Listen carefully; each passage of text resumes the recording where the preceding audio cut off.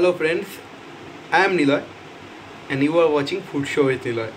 Basically অনেকদিন একটা long video তোমাদের সাথে শেয়ার করিনি, ম্যাক্সিমাম লাইভ অথবা শর্টস এর মধ্যেই থাকতাম।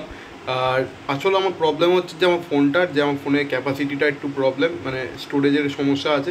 অনেক ফটো ভিডিওস ডিলিট করতে হয় বা কিছু ভিডিও ডিলিট না মানে করা যায় না, কিছু দরকারি জিনিস থাকে, তো তার জন্য একটু স্টোরেজের প্রবলেম আছে এবং ফোনের ক্যামেরাটাও খুব কোয়ালিটি ভালো না।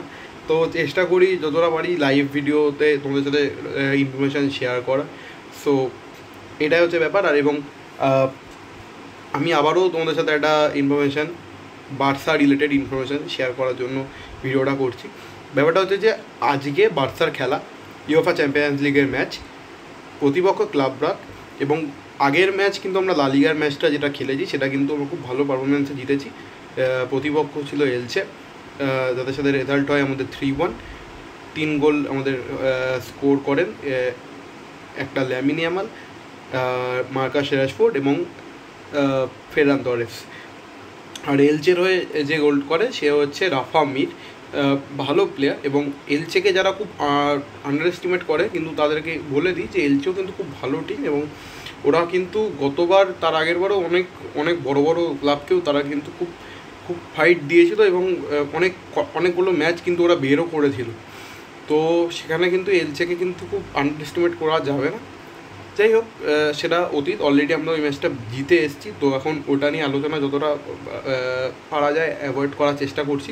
আজকের ম্যাচ নিয়ে একটু ভাবছি, এবং আজকে তোমরা যখন ভিডিওটা দেখবে অলরেডি হয়তো ম্যাচ চলবে, অথবা ম্যাচের কিছুক্ষণ আগে হয়তো ভিডিওটা তোমরা দেখতে পেরে যাবে আশা করছি। সো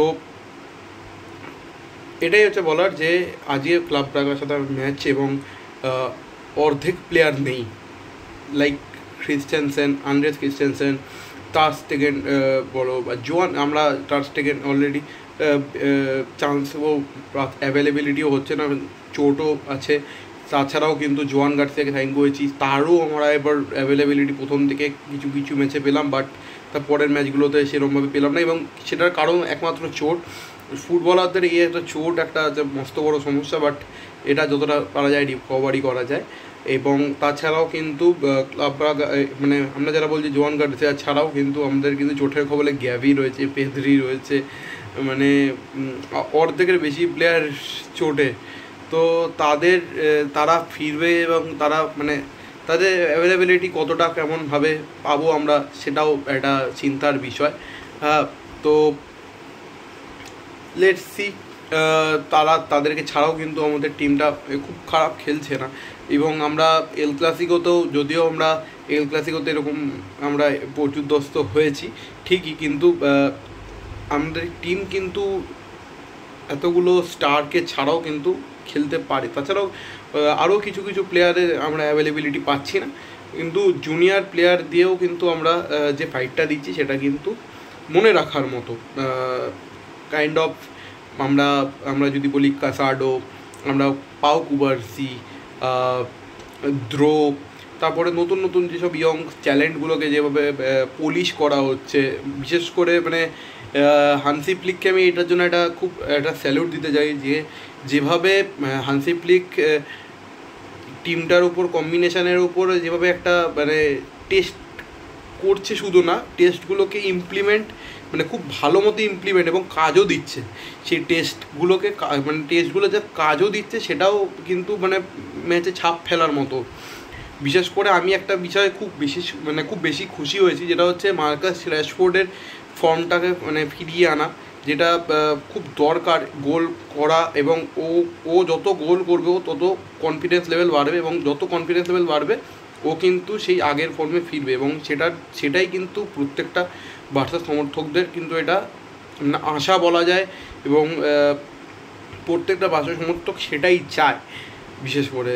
এবং র্যাশফোর্ডের ডিলটা যদিও আমাদের লোন ডিলে রয়েছে, কিন্তু তাছাড়াও কিন্তু র্যাশফোর্ড ডিলটা রোল ডিলে কিন্তু আমাদের কিন্তু নেক্সট উইন্ডোর জন্য প্রিপারেশান অলরেডি সেটা চলছে।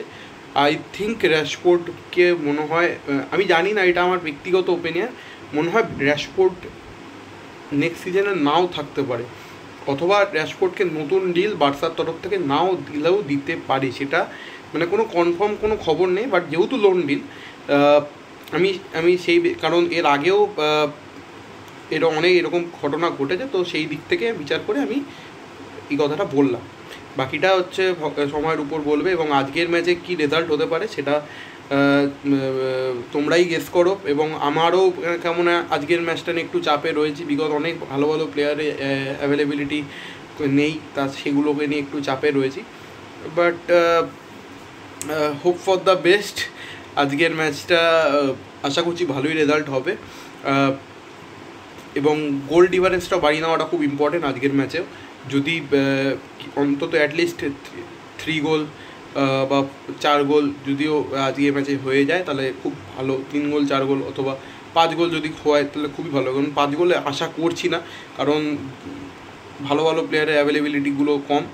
তো লেটস সি কী হয়। এবং তোমাদেরও যদি মনে হয় যে আজকের ম্যাচের রেজাল্ট কী মনে হচ্ছে, তোমরা যদি কিছু প্রেডিকশান করতে পারো তো অবশ্যই কমেন্ট বক্সে কমেন্ট করে জানাও।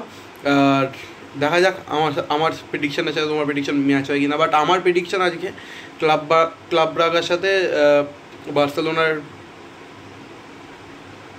3-1, আমার এটা মনে হচ্ছে 3-1 অথবা 2-0, আমার এটাই প্রেডিকশান। তোমাদেরও কী মনে হয় সেটা অবশ্যই কমেন্ট বক্সে কমেন্ট করে জানাও। অ্যান্ড ভিডিওটা যদি ভালো লাগে অবশ্যই একটা লাইক করে দিয়ে যাবে, কমেন্ট করে দিয়ে যাবে, শেয়ার করতে ভুলবে না, এবং সাথে থাকা সাবস্ক্রাইব বাটনটা প্রেস করে, যারা নতুন ভিডিও দেখছো সাবস্ক্রাইব বাটনটি প্রেস করে বেল আইকনটি প্রেস করতে ভুলবে না। দেখা হচ্ছে নতুন কোনো ভিডিওটা, ততক্ষণের জন্য take care and good night. দেখা হচ্ছে এল ক্লাসিকোতে, এবং না সরি দেখা হচ্ছে এর পরের ভিডিওতে, ততক্ষণের জন্য টেক কেয়ার বস।